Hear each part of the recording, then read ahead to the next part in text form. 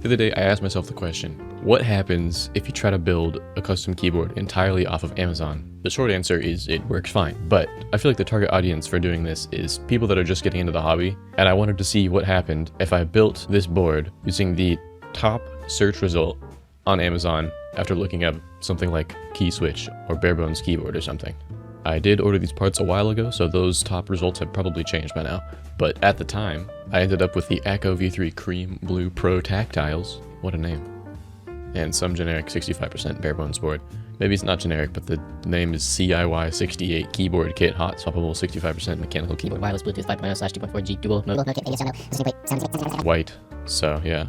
I already had these keycaps lying around, but they are from Amazon. It's a waste to just get new ones, and it follows the prompt, so alright, have fun.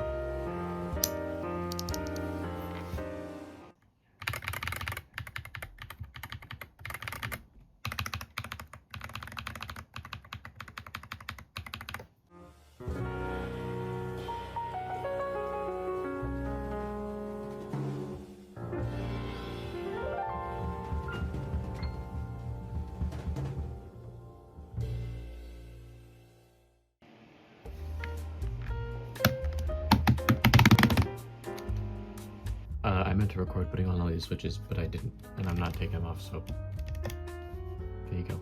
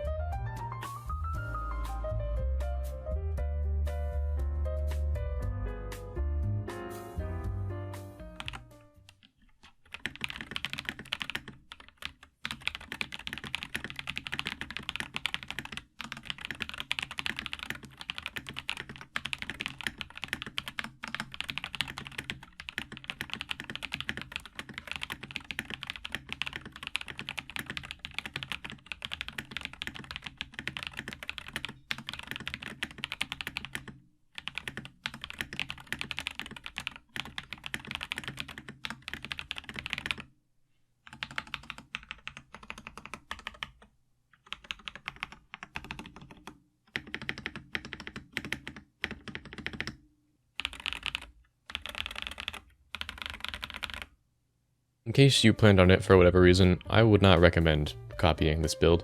It sounds fine, but I feel like there are better options for what this ended up costing. Honestly, I think what held it back the most was the board itself. It's just hard to sound dampen such a stiff construction. Anyway, parts will still be down in the description in case you're wondering. Like and subscribe or something. Goodbye.